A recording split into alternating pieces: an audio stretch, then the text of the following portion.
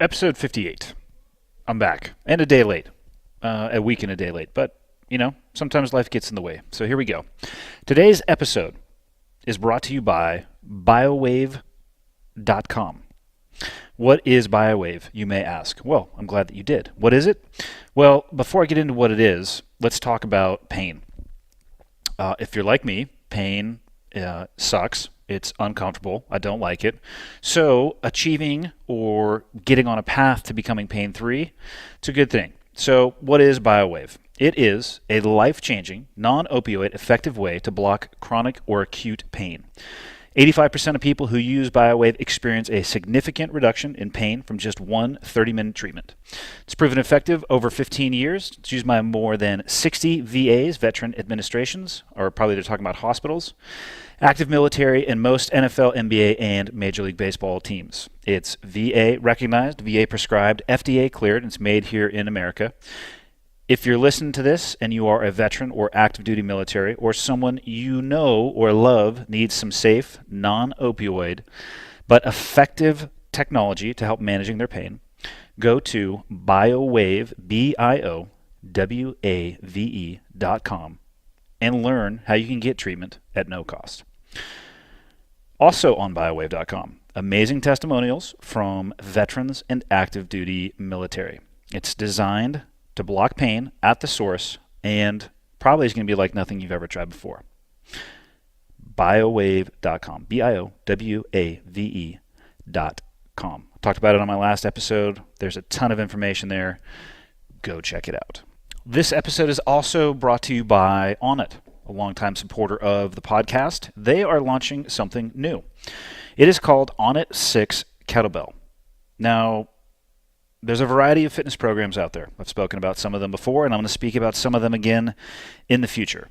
So does this sound like you? You sick of going to the gym? Or maybe you just don't like getting all your stuff ready and then heading off to the gym and carving out that time. So I personally am looking for something that I can squeeze in, work out anytime, anywhere, with limited equipment.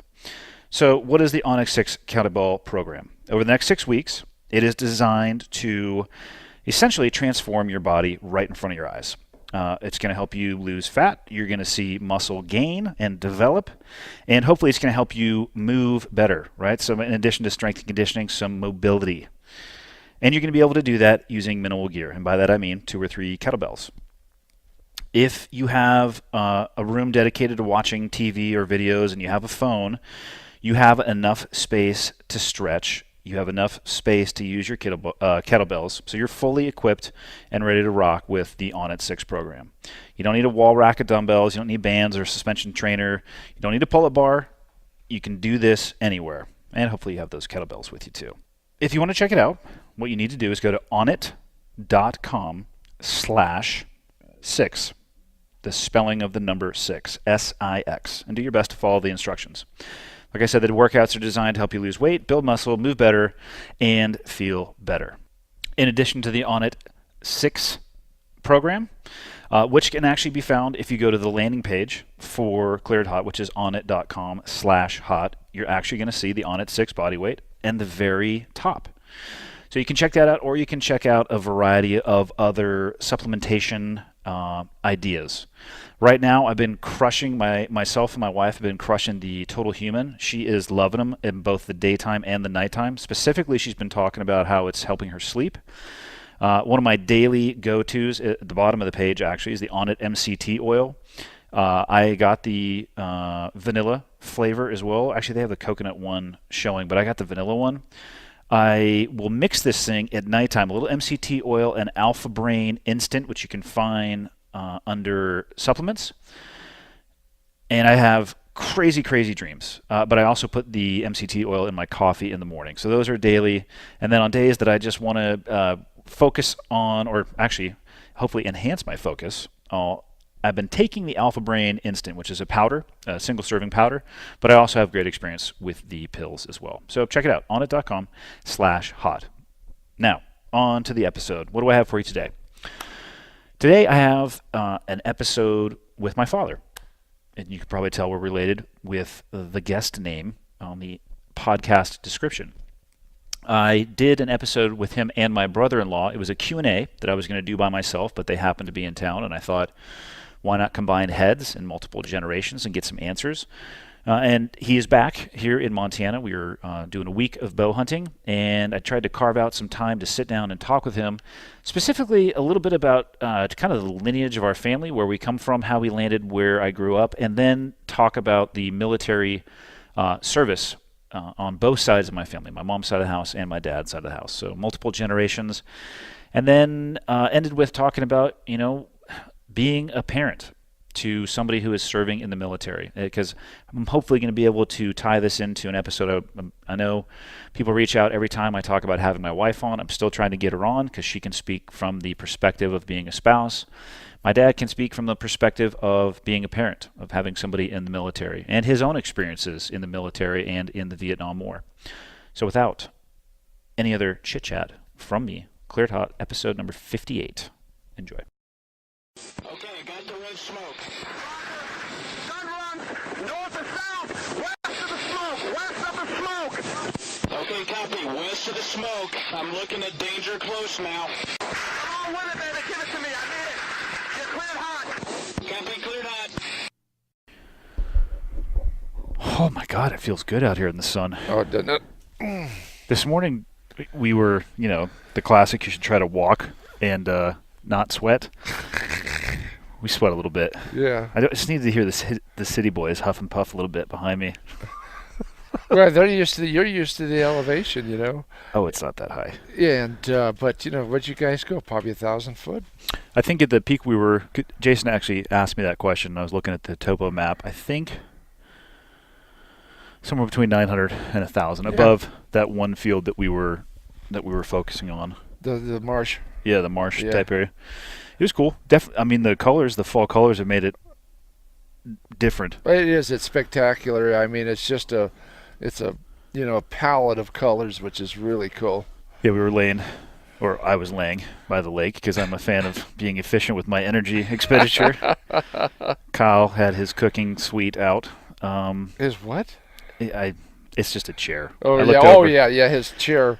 Yeah. So I just tell him to pack his cooking suite when it's time to leave, and he just shakes his head. But did you see his call? Oh yeah. That I asked him. I said, "Looks like the Horn of Plenty."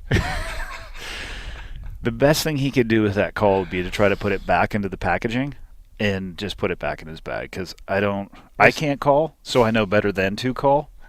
I told him, I said it might be a good bong, but other than that, I don't know what you would want to use it for. Oh man. So I wanted to talk about some military stuff. Yeah. Because I'm cautiously optimistic that I can get Jamie to sit down one day and talk. Yeah. I've talked with her about doing it, and it's a little bit of a fluctuation. She'll go between semi-enthusiastic to absolutely against it, depending on the day. Yeah. And I think it would be amazing to talk to her, because I can only talk from my perspective. I can only talk from the person. I mean, I only can explain the TV screen that I saw with my own eyes. Yeah.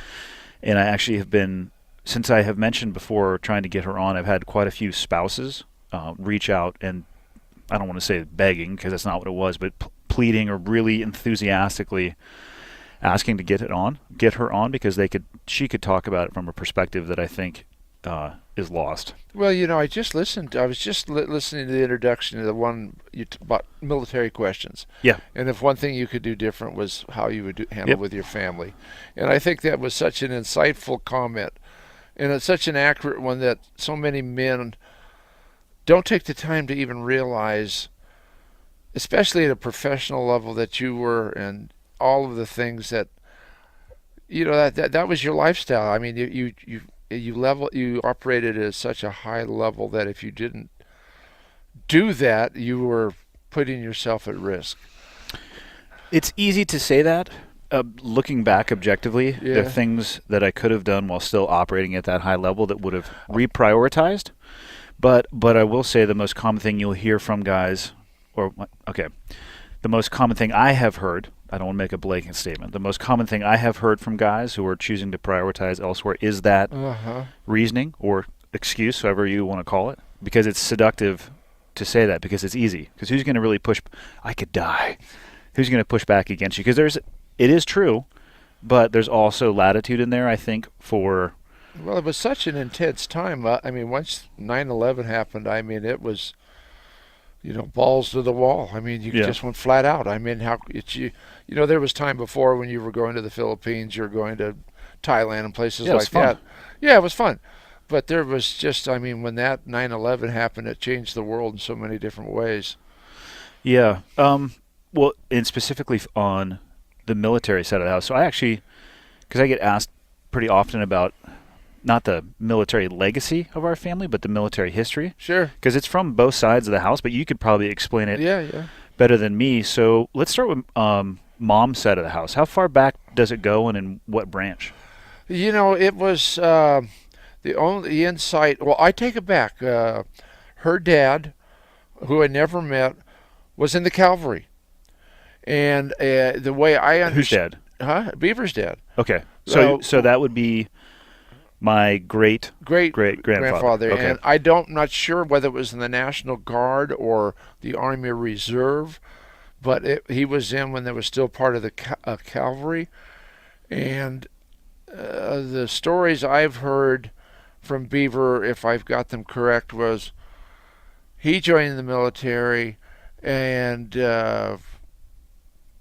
ended up in supply. He was Okay. a supply person and served in Korea.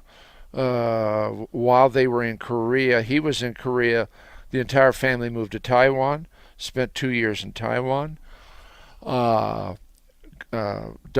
her mom's mom, your grandma, went into nursing school at a very young age. On the Navy side, right? On the Navy side, and was part of the first detachment of Navy nurses that went to the South Pacific, dealing with these Marine Corps veterans and Army veterans coming off of Guadalcanal, Iwo Jima, and I had the insight of one of her really dear friends who was her commanding officer during that period of time. They were great old drinking buddies, and but to make a long story short, it was so intense, the psychological damage that was happening to those guys. And Donna was she was a young woman.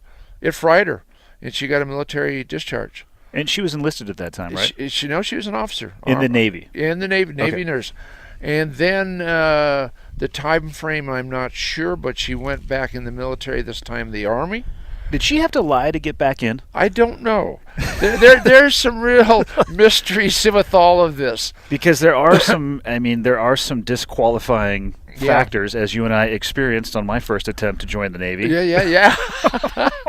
But, and she became an Army nurse, and that's where she met Beaver. Yep. And what was his real name again? Bill. Okay. Yeah. If you put $1 million on this table, I couldn't have guessed that. And unfortunately, he got caught up in the reduction of the military service after Korea, and he never got above major. So He timed out. He timed out, and he became an insurance adjuster.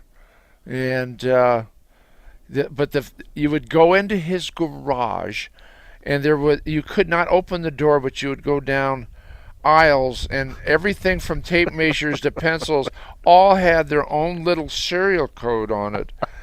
I mean, I think I gave you a tape measure. You did, yeah. It's Yeah, serialized. I mean, it was so incredible. I mean, I came from a very, male-oriented. Oh, we're going there next. Yeah. But what I mean is then meeting, and my parents didn't drink, and Beaver and Gog did, and at 5 o'clock every night it was cocktail hour, and Beaver started sneaking me into the garage and have a little toddy. I have a suspicion that they might have fluffed the 5 o'clock hour from time to time. Ooh, it was it was part of what plagued that family and all those daughters afterwards. They've, at one form or another, have gone for help. Mom was the first. She got involved in Al-Anon, oh gosh, in the 70s. I didn't even know what it was. I didn't know what she was going through. I mean, none of us were dysfunctional, right? I mean, but yeah, so watching that whole process, and it was something, especially for Mom, who was the oldest daughter, oldest daughter, and typically in an alcoholic family, the oldest daughter becomes the parents. Yeah. And she took, I Or mean, just probably the oldest child in general. oldest child, yes, in general, whether it's a daughter or son. So that was interesting. It was something that Mom worked really hard at, and it was a blessing at the end to see Gog triumph over that disability, and I mean, it was very, very interesting. We developed a great relationship. I had Mom in the hospital in San Jose. I had Gog in the hospital in Santa Cruz. She's literally dying. She knew what was going on. I'd go spend all day with Mom, and I'd go back at night, and I'd spend most of the night with Gog. And the first thing she would say when I would walk in, she says, "I'm still here." Just a spirit that was so typical of those World War II Depression people that, they just they had starts in their shorts that it's missing today. They have no reference of not having anything, but those people lived it. Yeah.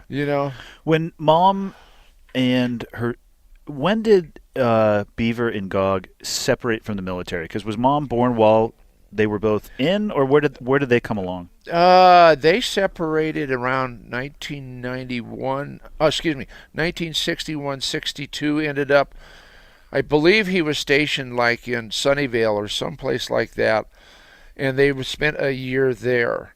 And but I mean, they lived 4 years in Washington D.C., 4 years in Selma, Alabama. The stories that Mom would tell me about civil rights scene, a drinking fountain that said colored for coloreds. Yeah.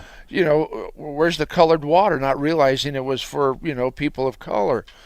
It was, and then living 2 years in Taiwan. I think her 7th and 8th grade. Thank God for me, her ability to pack up and move kept us together forever. She had the adventurous spirit that I did, and so she grew up a military brat. She was a military brat, Okay. Living on the base housing. You got the brats riding their bicycles all over the base, getting into trouble. I think you mean the street gangs. Yeah. The parents. Their parents are at the Oak Club Yeah. Okay. So and then on our side of the house, well, your side of the house, because when I say our side of the house, I technically count on both of those. On the Stumpf side of the house, how far back does the military service go? Well, that's an interesting question. I'm real sketchy on exactly what generation the Stumpfs migrated from Germany to the United States. It goes back, as far as I can tell, Grandpa Chip, your great-grandfather. Yep. He was founder of the construction company, right? Yeah. Well, we'll get to that. But he was too young for the World War One. Okay. And then with World War II, the best recollection, I have heard nothing about military before that in the United States. I kind of heard whisper something about in Europe or what have you, but it was just fleeting at best. But yeah. But Clarence, my dad, your grandpa, he and his brother too, right? Both Navy. Donnie, Chip's dad. Both through the Navy. Clarence was World War II. Donnie was Korean War. Okay. And then me in Vietnam. You, Afghanistan. Iraq. Yep. Kyle. Yep. Yeah, all Navy. It's all Navy. Yeah, so there's definitely a history there on both sides. Yeah, it really was. I mean, I've got some of my earliest pictures there with my dad with his white cap, and I'm wearing it, and he's standing there, in his uniform when his brother was home from Korea, and they're both in their uniforms, and the pride that you can see in that picture with my grandparents and their sons was as with parents, it's easy to be proud of your kids. So how did we land in Santa Cruz? because it's not traditionally known for military bases. It had nothing to do about military. It was They were in Springfield, Ohio. My grandfather, Grandpa Chip, his dad was he was a brainiac, was a math person who was teaching, I believe, at one of the universities there. Got killed by a trolley car, got hit by a trolley car. And Grandpa Chip, your great-grandpa, had to quit school, was like a sophomore, and went to work for a brewing company. In high school or college? High school. Okay. Went to work for a brewing company and became a master machinist. He could fix anything. And, the expansion was move west. There was work happening. And especially with all that was happened on the West Coast with the shipyards and the aviation in San Diego and Los Angeles, they moved to. Grandpa Chip's oldest brother was Uncle Ted. He moved here first. His brother followed him. Uncle Ted started Santa Cruz Masonry, and Grandpa Chip, because of his machinist background, opened up gas stations.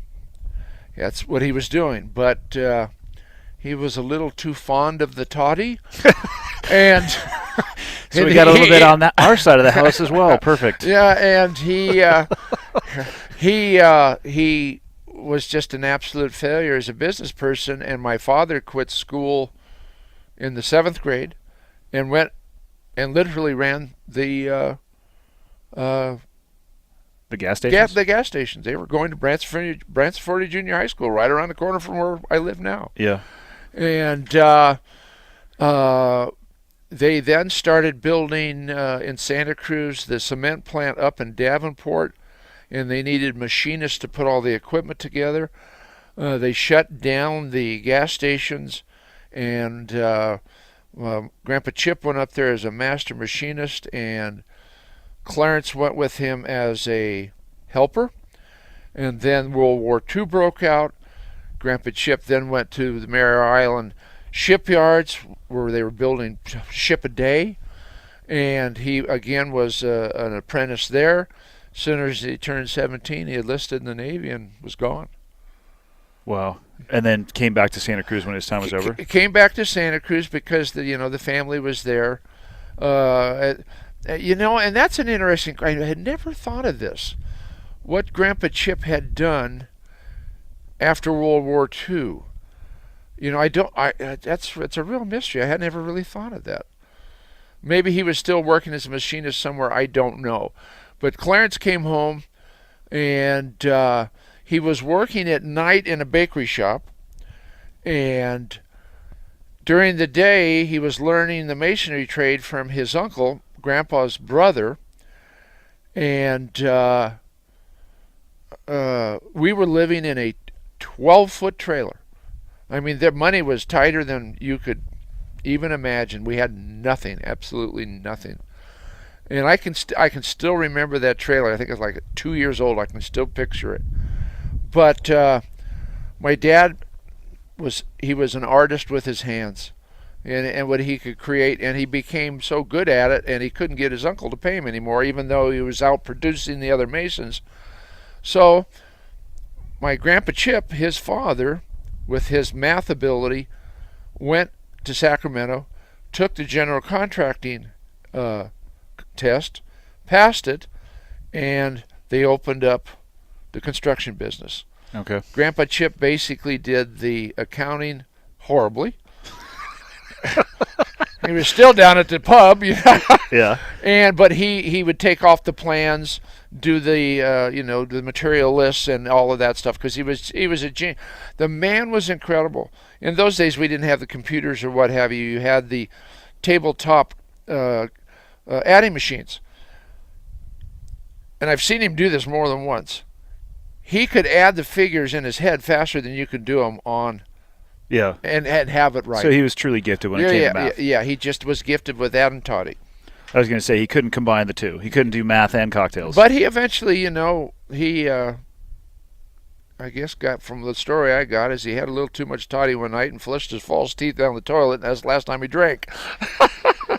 Sweetest man in the world. I mean, I miss him so much. I mean, we're up here hunting, and I often think of those times when, I would go with my grandpa Chip. I would be 16 years old maybe, and he was, I mean, then he was, I think, in his mid 60s, and I mean, to me, it was ancient. I mean, now we're up here. You're in your 40s. I'm in my 70s. Yeah. So I'm only still emotionally 14. So well, we all are. Yeah. But so that's kind of how that happened. And so with the business, just small stuff. They started making. There was not a tremendous amount of growth in Santa Cruz, but there was growth happening. And Korean War happened. My dad's brother, Donnie, was going to Hartnell Junior College. He wanted to be a pharmacist. And went to Korea, did that whole thing, came back, and went right into the war. I mean, right into the masonry business. And, it was a very, extremely successful business.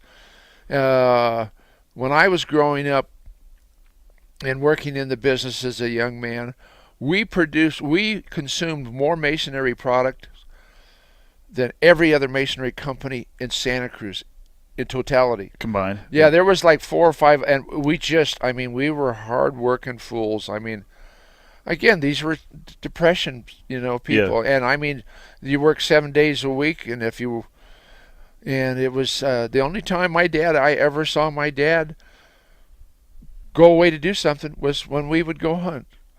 And but they were great times. It's kids don't see that today. I mean, a lot of unfortunate families do because there's a lot of poverty out there, but there's not an awful lot of opportunity for them either. So it's a tough rub. What? So we'll probably you'll have to hypothesize on this one a little bit, given that most of the people that we've been talking about are gone now. Yep. What were Beaver and Gog's thoughts on military service in time of war?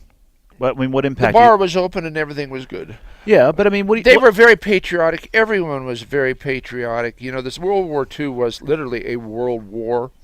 And Korea was, there was this philosophy. It was called the domino theory or what have you, and it was so close with Korea and China. And we had dropped two nuclear weapons, atomic weapons, and it was just, I mean, General MacArthur didn't want to stop the Second World War. He said we might as well fight the Russians now, So we ended up fighting the communists, but they were the Chinese communists, and it was just brutal. I mean, we were literally handed our asses. And it was, we were on the brink of being pushed into the South China Sea, and it was, but we turned it around, as we always have, and but they were very patriotic.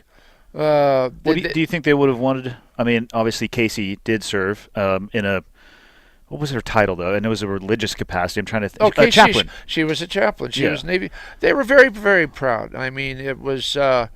An officer, I can remember sitting next to Gog when you graduated from Buds. I mean, she was sitting there squeezing my hand, and Gog never held my hand, but I mean, she was so, we all were obviously, but and like a lot of people of that generation, they struggled showing their feelings. You didn't talk about it. It was just, but I mean, I didn't know if I was going to have any knuckles left. Well, how about on our side? I mean, Donnie and Clarence, what were their thoughts when you wanted to enlist? I mean, it was just something we did. Yeah. It was just something we did. I had graduated from high school by the skin of my teeth. I'm familiar with that feels like. Yeah. And I went to Cabrillo College for a year, played football and baseball.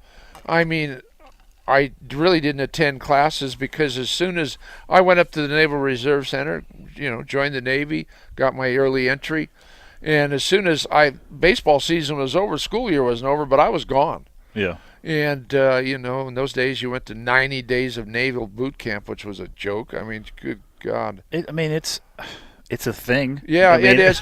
It's a rite of passage that we talked about before. But no, it's tremendous amount of pride in our family. Yeah, I know one of the struggles my father and I had horribly is when I came home from the war and having seen firsthand how it was horribly being mismanaged. You're talking about Vietnam, right? Vietnam. Yep, so we'll make sure. And how it was being misrepresented in the past. I mean, literally people being lied to, and I became active in demonstrating against the war, not against the veterans. I mean, I visited VA hospitals. I did anything I could, but I was dramatically opposed to the war. It really created I don't know if we ever healed that wedge. Because in those generations, you never questioned the government. It was, you had the Depression, you had the New Deal with FDR, brought us out of it. A lot of people disagree that a lot of the policies created to a lot of the socialism that we have today, but we needed that to get people back on their feet. And so you just didn't do that kind of thing. And it wasn't that I was demonstrating against the country. It was just the people who were running it at that time. I mean, McNamara, who put it all together, wrote a book about 10 years ago, who literally sat down and apologized to all the veterans, saying, "I screwed you." Yeah. So, but getting back to the family thing, you had a lot of patriotism.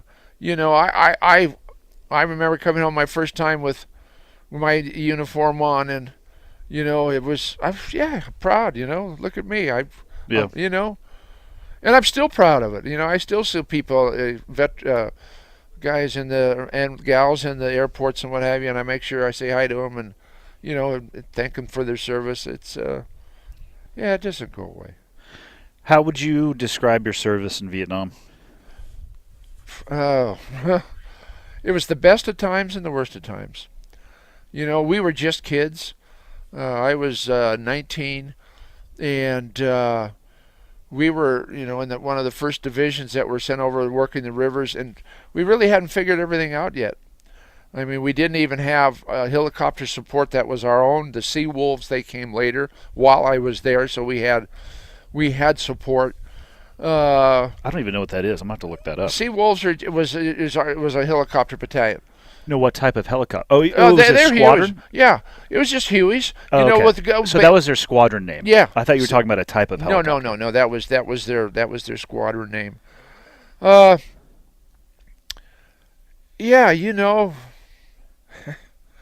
Losing people. I have suffered with survival guilt my entire life because I saw so many things that happen. It's like hunting out here. It's either in the right spot or you're not. Yeah. And it was absolute boredom for a lot of time, but I mean, when shit would cut loose, it was on. And I, manned a twin 50 caliber machine gun, and I mean, I defoliated the forest. And when I first got there, the jungle came right up to the banks of the river, the rivers, the channels. And that's when they started using Agent Orange, because we didn't have any kill zones. I mean, and they had these bunkers, these mud and bamboo bunkers that were just like concrete.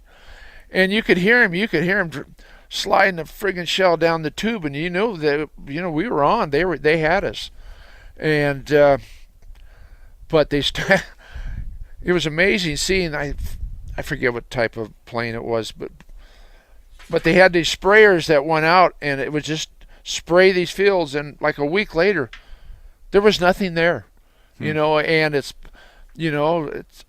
just, I was lucky. I've had so many friends that have died after the war from Agent Orange, kidneys, liver problems. Just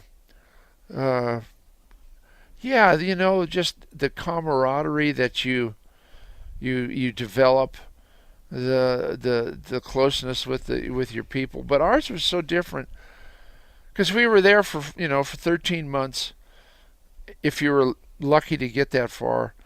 And they were constantly bringing people in. It's not like you trained with the same people. We did, but they were bringing other people in, and it was a hard time.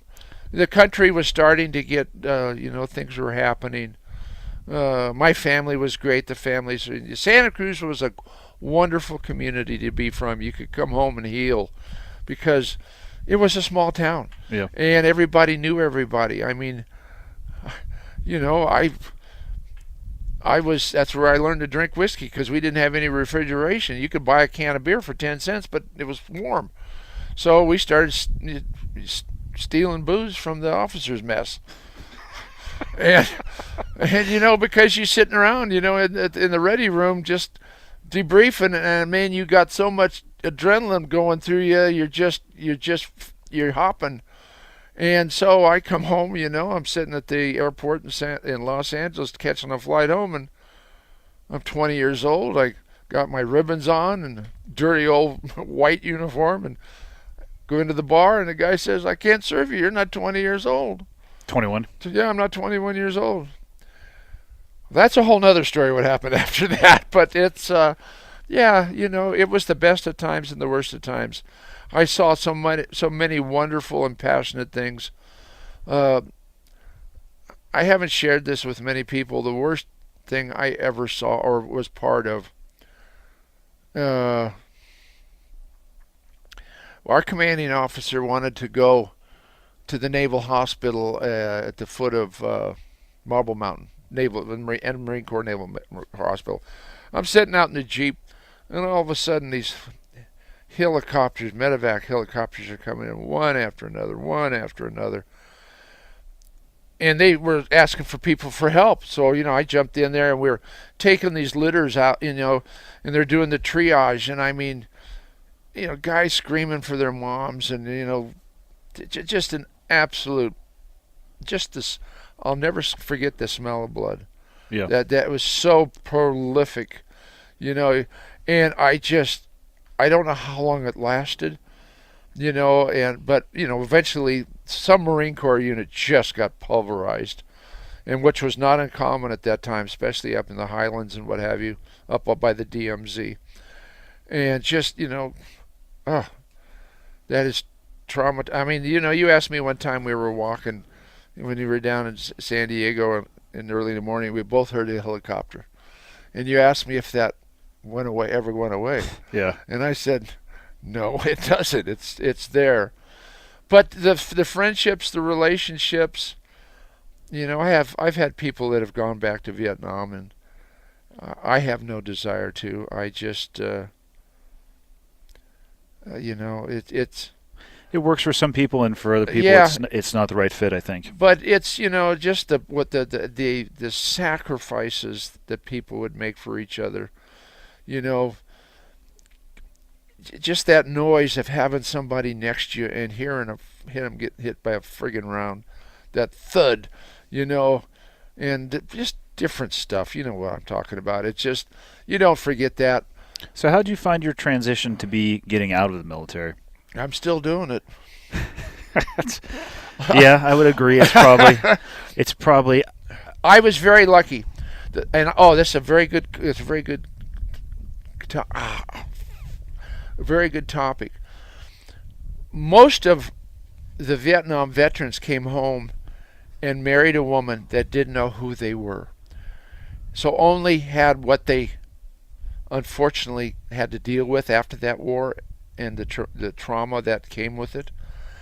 I married a sweet woman, your mom, who I had known since she was 14 years old. We went to high school together, dated, and we got married, I don't know, almost a year after I got home. Way too young for both of us, but we did it. And How old were you when you got married? I was just turned 21, and Mom, she was either 19 or 20. And she saved my life. She kept me grounded. She knew when something was wrong with me, and it took her 25 years to get me into therapy with the vet center. And I've seen so many of my friends who have suffered with relationships because They had no reference point. They just thought you were nuts. You had a bad temper, or you drank too much, or you did all of the above. You know, mom was she was a godsend to me. She saved my life so many times.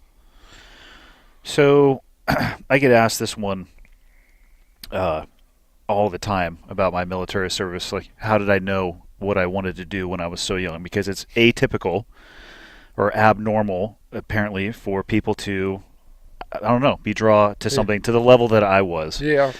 So, given the military history on both sides of our family, the service in wartime in both sides of our family, I guess it's a two-part question because I don't remember exactly when I really got hooked by the idea of joining and becoming a SEAL.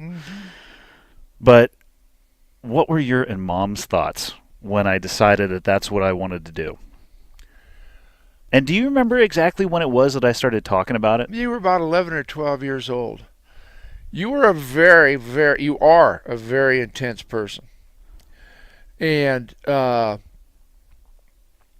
would have to go with you when you started playing youth sports and telling the coaches, if you can't deal with him, I got it. I mean, you were like 2 years old, and you would stand in the kitchen, and if you didn't get your way, you would hold your breath until you passed out. But here's the deal. I looked that up on the internet. 7% of kids do that. It's fine. Okay, well, we had one of the 7%. For us, it was 100%. But I watched you when you were in Pony League or Little League, and you were playing little All Stars, and you got the flu or something. You were so frigging dehydrated, but you were not going to miss it. Mom fought me tooth and nail. He's not going. I said, well, I don't know how we're going to stop him because this is what he does. And it was just to make it long story short. After watching you with water polo, and again, probably one of the most intense sports there is, I just had the sense that you'd do it. Yeah. With your confidence, your level, and you were a very, very smart young man. You still are. I know getting you through high school without a multiplicity of problems was always a dance, and especially your senior year, because I'm juggling you, wanting you to, enjoy life a little bit, and Mom's out riding me on it, and I'm just trying to balance that mess. I just didn't care because I watched my friends devoting the vast majority of their senior year towards like the SATs and all these tests, and we didn't do any of that. Well, but in hindsight, it was a terrible strategy because I obviously didn't know. Yeah. I didn't even know how many people got hurt going through training. I could have been on the wrong side of a telephone pole, and it would have been a different outcome. I got very fortunate. I think my focus was directed elsewhere. I just didn't care about what people were doing in high school, so I just ignored it. Well, yeah, I know. I watched you.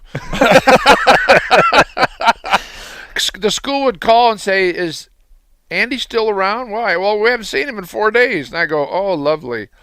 But you were a hard charger. You were driven. I guess that's probably the best thing to say about you at that time. You were driven, and you knew what you wanted. And I knew the chances of failure were extreme, but I just had a sense that you would be okay. And Mom wouldn't talk about it much. She just she loved you unconditionally. Again, coming from a military family, there wasn't a big deal. It's just and the sense that we knew you weren't academia was not your cup of tea. Definitely likely not going to get a doctorate. So, well, it was. What are you going to do? You either support him or you're going to fight him on it. And we chose to support you in every way we could. What were your guys' thoughts when I brought home the waiver that you both had to sign? Sign it, I had experienced something like that because my high school, one of my best high school friends, he signed up to go into the Air Force, and I was not 17 yet, and I wanted to go with him. And my parents would not sign that waiver for him. Yep. And I never forgot that. And I ended up in the Navy, but They weren't necessarily against service. They just thought it was too early for you. oh yeah, they Okay. it just was out of the question at that time. So as soon as I turned 18, I mean, I was down there at the recruiter saying, because when I first went in the Navy, my goal was to go into the Seabees. Yep. I wanted to be a heavy equipment operator. Yeah, and for people listening, that's CSEA, like B, sting you like a bee. It's a construction battalion. It's the construction battalion in the Navy, because I'd worked in construction my whole life, oh, well, 6-7 years in the family, and I wanted to operate heavy construction equipment. Well, the Vietnam War is on. Everybody thought it was a great billet to be in. You're not going to have to go fight, even though the Seabees were over there, and they were just getting. I mean, they're the ones building the infrastructure. They were building. They were having helicopters, seeing a huge helicopter take a bulldozer to the top of the mountain to clear the top of that off and build bunkers for fire control for the Marine Corps. Yeah. Probably under fire the entire time. The entire time, yeah. And so I couldn't get in because it was such a heavily on-demand billet that it was full. There was no quota that was left. And so, I went in the Navy with nothing at all and just kind of figured out from there what I was going to do. Yeah. Now, my earliest recollection that I can remember talking with you briefly about SEAL stuff is we were driving back from Aptos in the tan truck that had the dump truck. Yeah. And I don't remember where it came up, but for whatever reason, it seems like from that day forward, there was at least an interest that obviously developed into an insatiable desire to head down that path. But that's my earliest recollection, and it was a random conversation. You had brought it up, I think, in the passing, or not the passing, but the association that you had with them with the boats in Vietnam, and it just... Yeah, well, it's just it was infectious for you, because once you set your teeth into it, I mean, you had your big Navy SEAL flag up there, the literature was everywhere. You don't have to tell people about the flag. Right? But, it's the hardest thing for me with all of it was when you left to go to boot camp and we took you up to Hayward and left you at that hotel or whatever it was, motel, with all these other young men. Yeah. That kind of rocked me a little bit. That put a lump in my throat, because shit, that one was easy for me. Well, sure, it was easy. But that's when I realized really what was happening. Yeah, the debacle at MEPS when I first tried to enlist was the difficult one for me. Oh, well, that was huge. I mean, it's just, I'll never forget. You go up there and I come to get you, and you're sitting in the lobby and you're in tears. You're holding on to me and you're shaking. You said, "Dad, they won't take me." I'm going, "What the hell are you talking about? They're not going to take you." Remember, I walked you right down. I said, "Where's the commanding officer here?" Actually, I think you chewed an E5's ass first. Yeah, somebody. I took whoever I get a hold of first. In hindsight, the E5 was just like, whatever. This is just another day. I get my ass chewed every day. But we went to the officer that was in charge there, and I said, "Look, this is this kid's first option, not his last. Look around here." And the thing of it was, which was disqualifying for you. Yeah, the blood pressure. Your blood pressure. You've been probably eating McDonald's burgers all night with French fries, and so you skyrocketed. So that officer gave us a waiver. He extended it that we took you to a specialist, do the testing. And the guy said, "You're totally fine." He says, "Jesus Christ!" He says, "I died to have you be this healthy." You know what was tripping me out about that, right? So I had to get my blood pressure taken 3 more times. Yeah. What was the time distance between the two? Was it a couple months? Yeah, something like that. Because I remember Gog would come over and she was like, she's like, "You're totally fine." But I knew that I had to have my blood pressure taken 3 times. Yeah. And that was the only test I had to do when we went back up there. And let's just say it's really not easy to lower your blood pressure when your life's goal. And I remember, like, I'm not a meditator, but I was like just like trying to relax. Gotta calm down here. I gotta just slow down. And then the first one was fine. I'm like, okay, I got it. So dropping me off at the hotel was probably a different experience for you and I. But it was incredible. It's like when you were going through BUD/S and you were going through Hell Week. And you could probably describe this better because I don't really remember seeing you. So our friend Big Tony was living down there. I knew when Hell Week was. I got there on, I think it was Tuesday night. I was on the beach Wednesday morning. Nobody there. I'm going, Jesus, where the hell is everybody? Some boring training. Yeah, and there was this group of Marine Corps communications specialists doing some of their comm work. And I said, where's this? Aren't they doing Hell Week right now? He said, oh, yeah, man, they're just kicking the crap out of these guys. And I said, well, where are they? He says, well, you just follow the water. You know, the moisture, the trail of water where, they're dripping wet. So I got up on the sand berm and I could see, here's the boats bobbing up and down. Then you guys came and you were going in for a medical check. You just had one meal, probably, I guess it was breakfast. First boat comes in and don't see any. Second boat comes in, don't see any. Then that's great because you didn't even know if I was still in training. I didn't.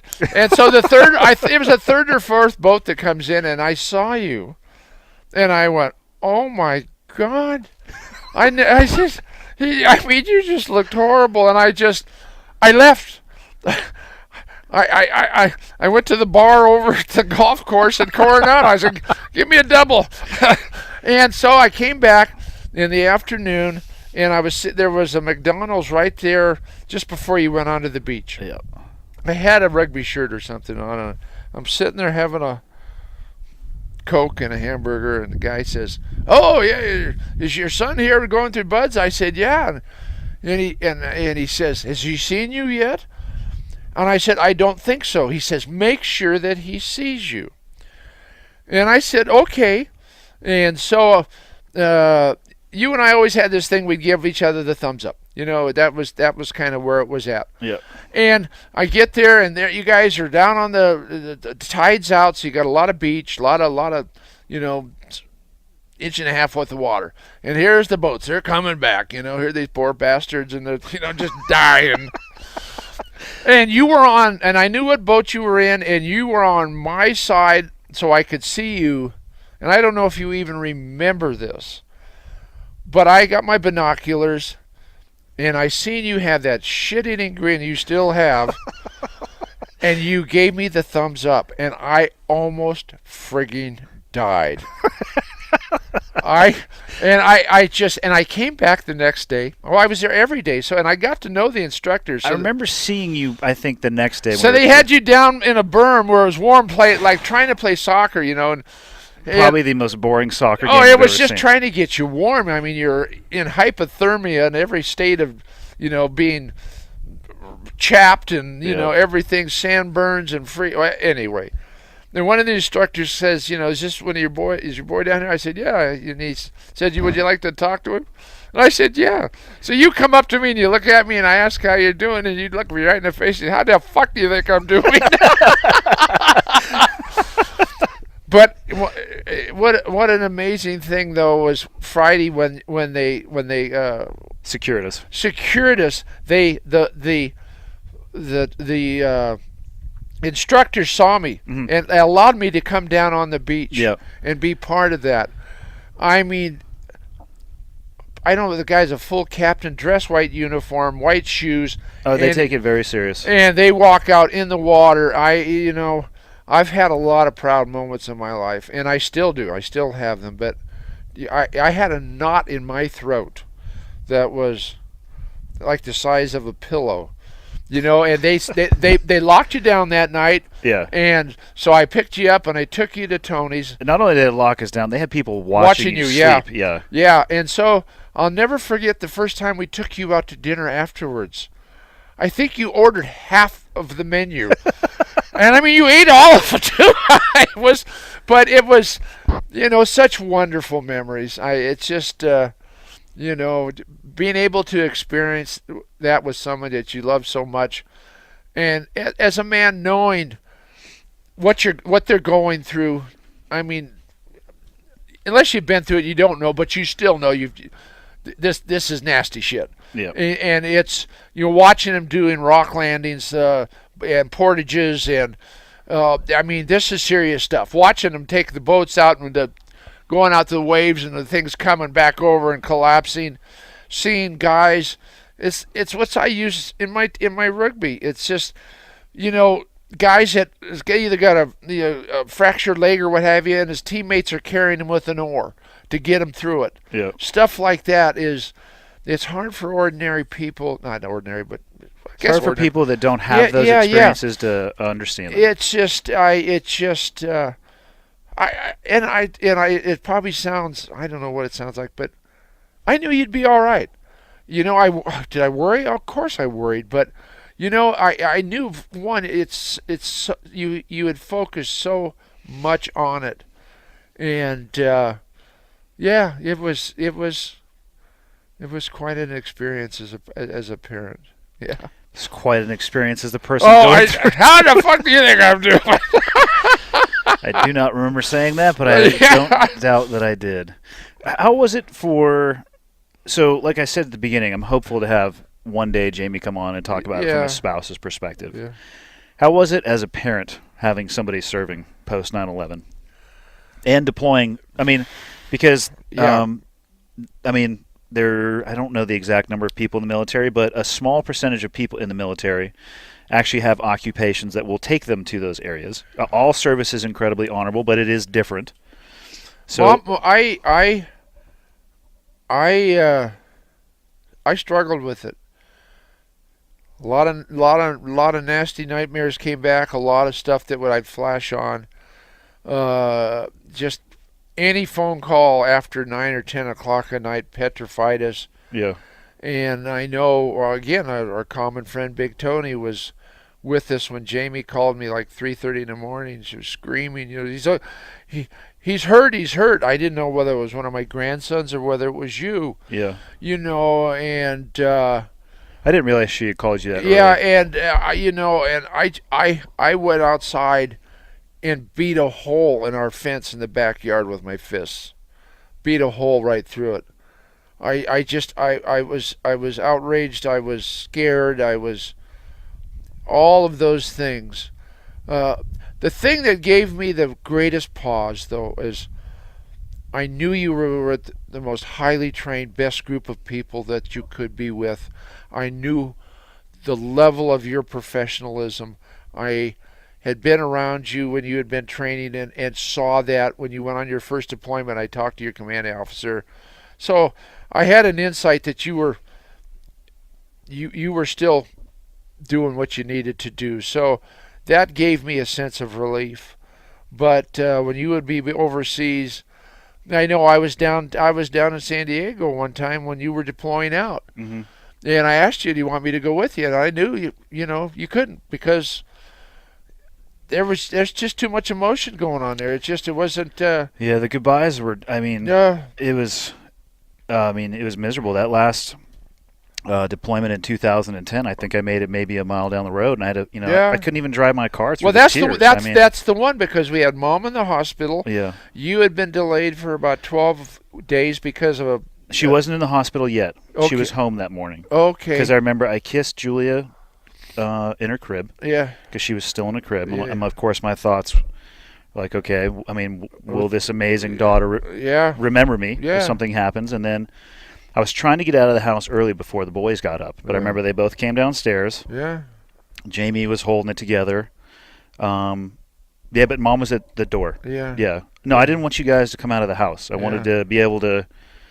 Hard to describe the emotions that are going on there, for sure. But yeah, I mean, I made it probably a mile down the road. Yeah.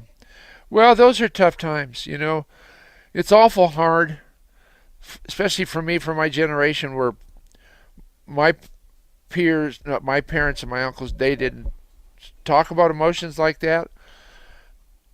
I wanted to talk to you about stuff, and I didn't know how. And then you would be gone, and I would be horrified that I didn't say enough, or I was worried that, that I just hadn't done enough. And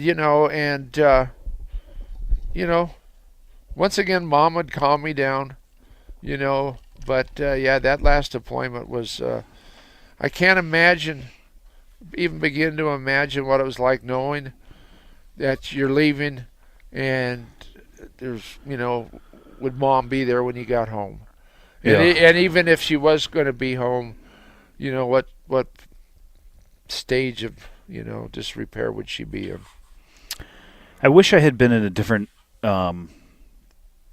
mental space when I had left, because largely for me, I had already, I would say, mentally and emotionally started separating from what was happening at home, You had to. and was already looking towards what was going to happen. So I don't think I actually did a very good job of being present in those moments before I left, and even allowing them. I just would be a good. I had like the rain gear was already on, shedding water drops off. You did exactly what you had to do. By then, you were an officer. You had people to take care of. Your level of responsibility was horrible. I'm not horrible. I mean, it was your job. There was a burden too, but at the same time, Now, I understand what you're yeah. saying. Yeah, it's got to be hard. It is hard. It's traumatic. It's all those different things. But you had a job to do, and if you didn't do your job, other people were going to get hurt. And that you took a tremendous amount of pride in that. And I struggled with it for a while because I knew what you were going through. I perceived I knew what you were going through. But at the same time, I just, my whole thought was so much with Mom. Yep. After going through this for almost 12 years with her, and saying, "Man, this might be the end of the road," and I was caught in like a ping pong ball in a fishbowl, getting rocked around, and I did the best I could to take care of everybody, and a lot of times, what gets lost in all of it is yourself. Yeah. And I had to center myself every once in a while because, we all medicate in different ways, and sometimes I just had to numb myself, and then I'd get angry about that, But yeah, I know it was. I saw you struggle so horribly. You've always been just a very, centered and a very sweet person. And I mean, we all mask it with other things, but I knew who you were, and it's one of the loveliest things that I love is watching you with your family. Is that through all of that, you are still that same wonderful person. All the trauma, dramatic stuff, losing friends. It has been to me just wonderful to see that character has maintained itself, and the professionalism that you do now with everything that you do. My biggest fear is that you wouldn't, because I saw what so many of my peers went through, and are still going through. Yeah. And I know there's 65,000 guys on the wall in Washington on the Vietnam Memorial, and that number is probably closer to 300,000 guys that have committed suicide and are still committing suicide today. I had a pretty powerful experience there last week, actually, or the week before last. I happened to be doing some public speaking in Stafford, Virginia. Yeah.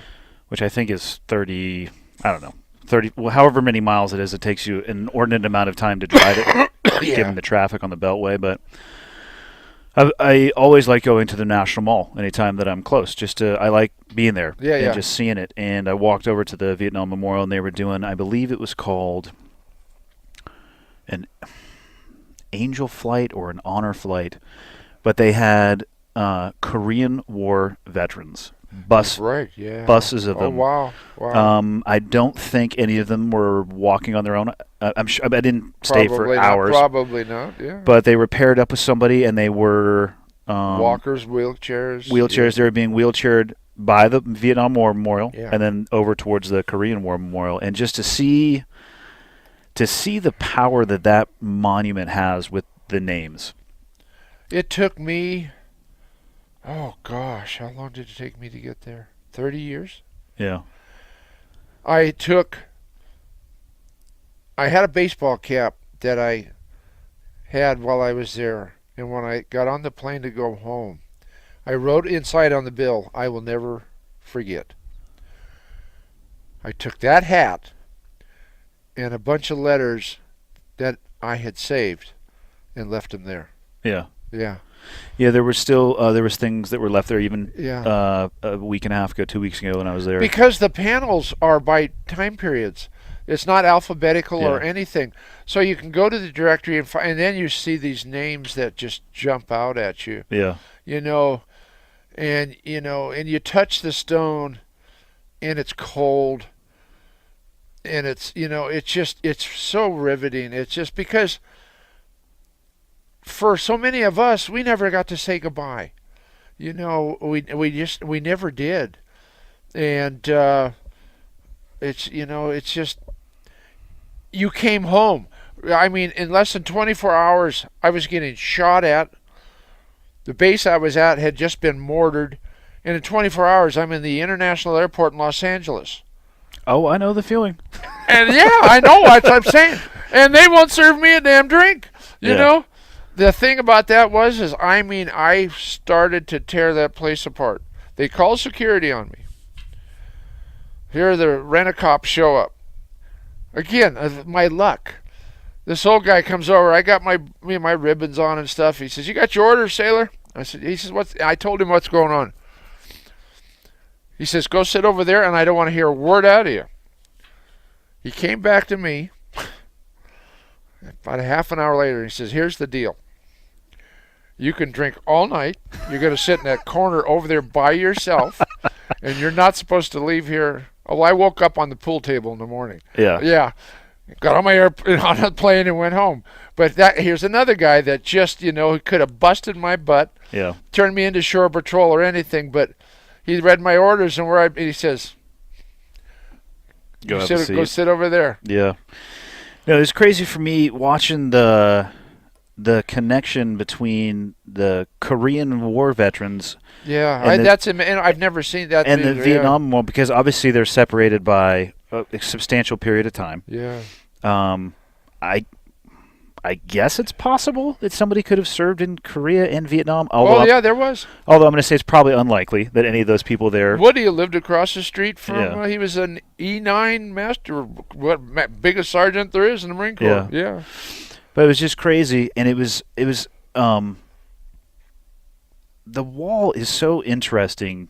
Yeah, the design is. Well, the design, but also just the fact that it's just names. Yeah. There's no dates. Yep. I was listening to one of the docents talk about how you find somebody, vertically and horizontally. I'm not going to say it's like an Excel spreadsheet because that's a fucking terrible example. But it's you use one column and another one.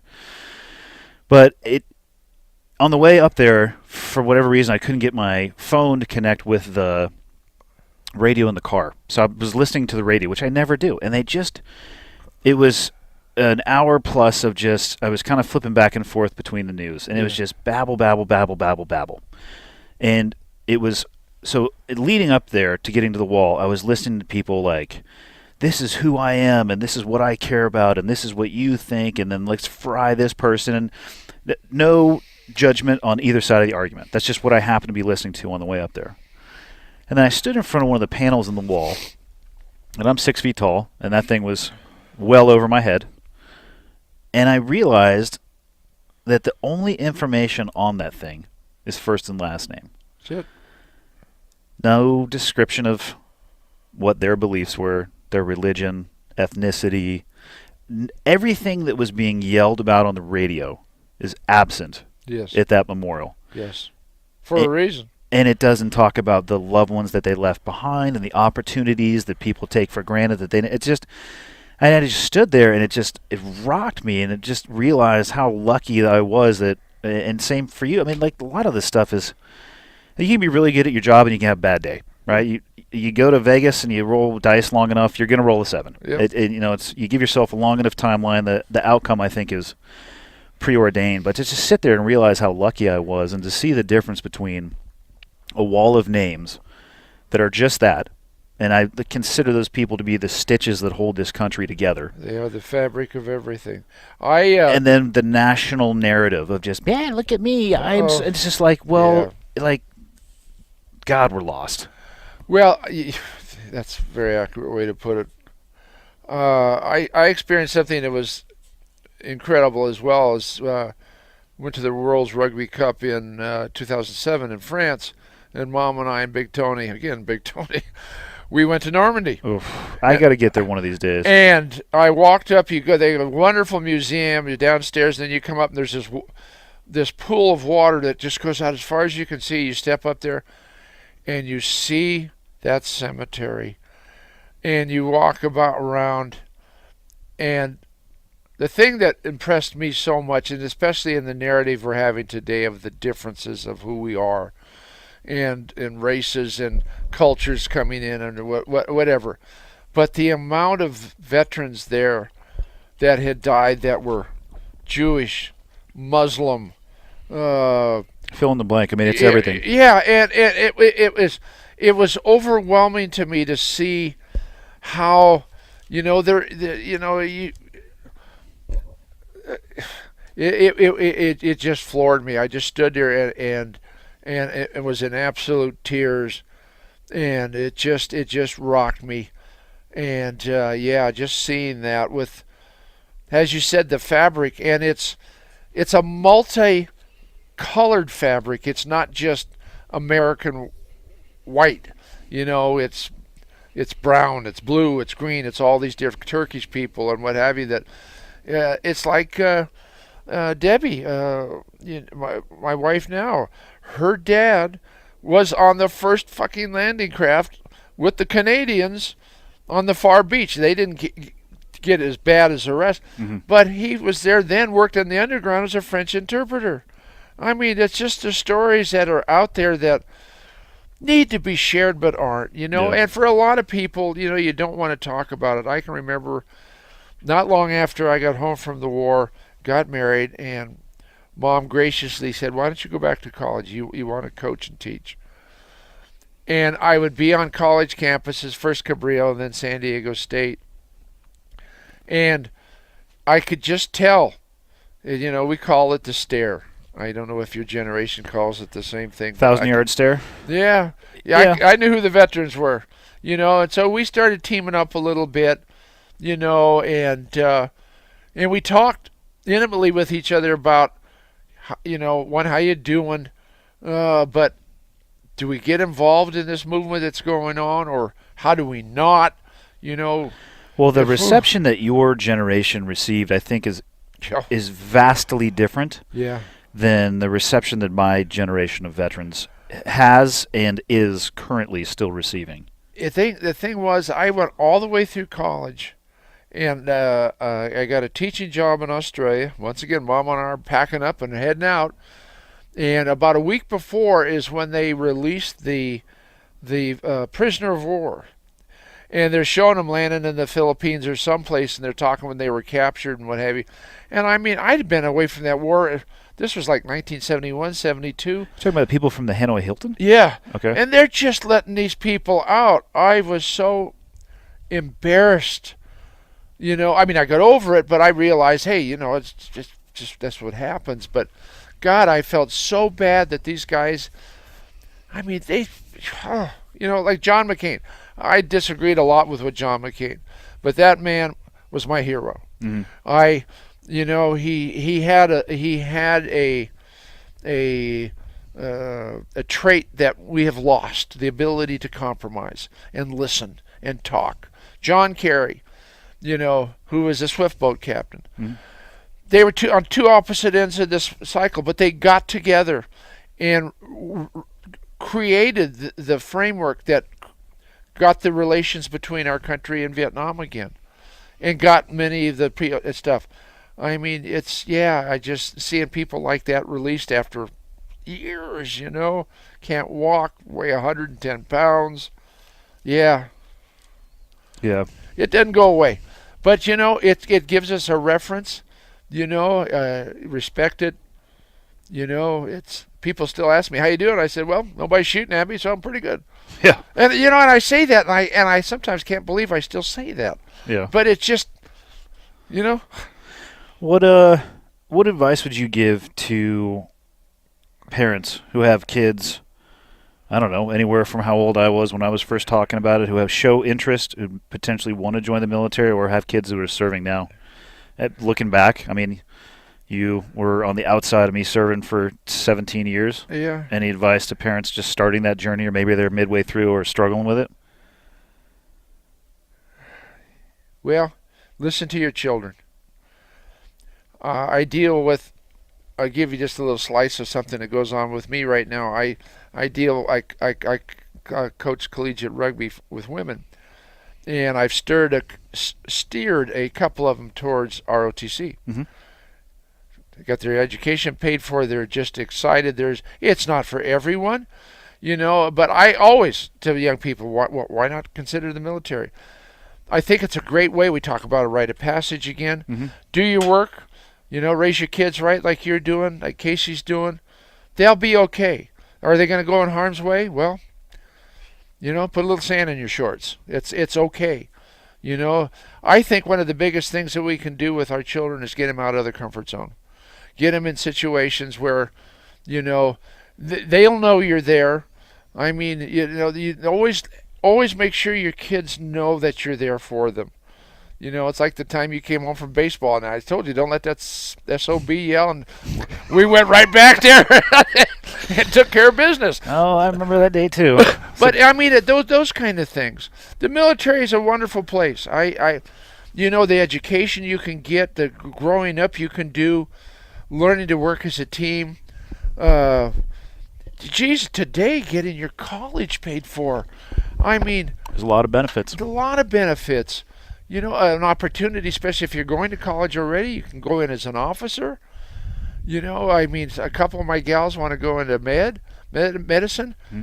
They couldn't believe the opportunities that the armed forces laid out to them. They were happy to have that. Jesus is exactly who we're looking for.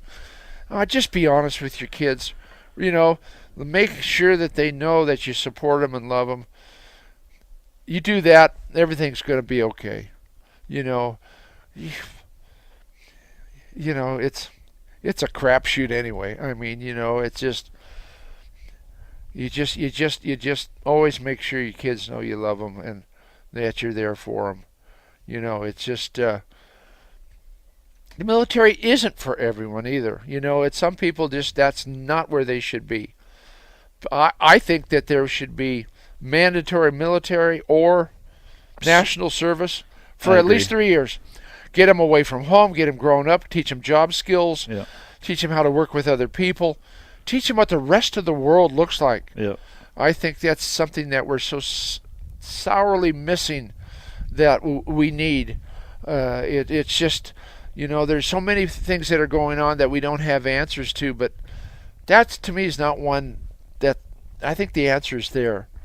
I think the answer to that one is much simpler than people want to make it out to be. Well, you have people today making decisions regarding the military and have never served. That's I don't really think a drastic departure from overall history though either. Probably right, but let's change it. Let's make it so they know. I think John McCain, and you look at his advocacy for the military his entire time. John Kerry's, the gentleman from Hawaii who almost lost his arm, George Bush Sr. I mean, you look how they handled those situations compared to some of these other public servants that don't. Yeah. You're still gonna, you're gonna still have your dickheads, but I mean, it's like going to the sock drawer. Sometimes they don't all mix. Perfect ending. Yeah. All right.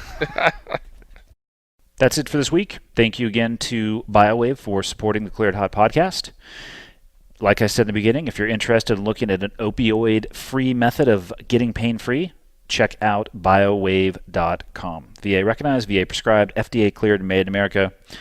Effectively and safely blocks pain at the source with opioids. Visit biowave.com. What else? How else can you support the podcast? Well, here's the deal. If you don't want to, you absolutely don't have to. If you want to just take the time to listen to the podcast and you want to enjoy it or provide feedback, you know what? I'm totally happy with that. If you want to take it a step further, you can always go to clearedhotpodcast.com. There, what would I call it? I guess merchandise? I don't know. T-shirts and some other fancy, flavorful things, even though there's nothing there that's should be eaten. And check it out. I take all the money from the sales that we make and I put it back into the podcast, whether it's improving the gear that I have or flying around to see people and sit down and have conversations.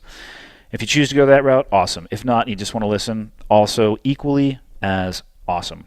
And what else is there? I think that's about it. Thank you for the reviews on iTunes. Thank you for the suggestions. Thank you for all of the emails.